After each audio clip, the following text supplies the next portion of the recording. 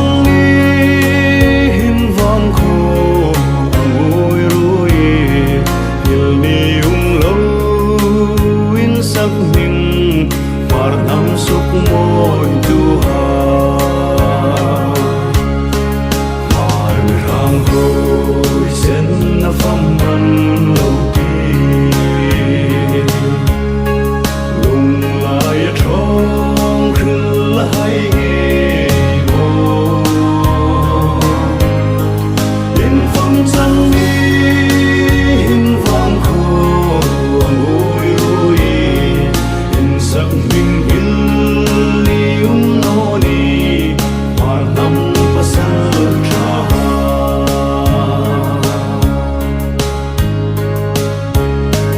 ran ma zam ngai lo van phar nam pasal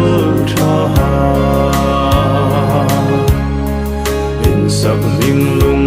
la ya ngil ni lâu mi kha thôi sen pasal cha phong ni martyrs day dia in bukin sung lung kan hong remi har mi hang hoi sen na pham man lâu ti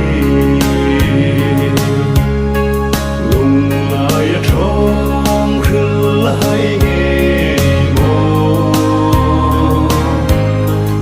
in pham sang đi in vang khô ngồi ruồi in sắc mình il ni no ni phar nam pasal tra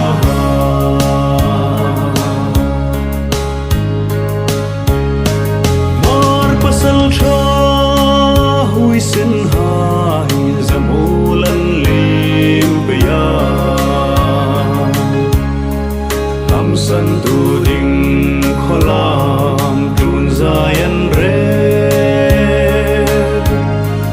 in sul nong suin kan in vai pil le ya thang le thar ha hin in sul nong hung zui ve pe kan ti har mi rang hoi sen na pham man lâu ti lung lai trong khứ lai nghe ngô in pham sang đi in vang khô ngồi ruồi in sắc mình il ni no ni phar nam pasal tra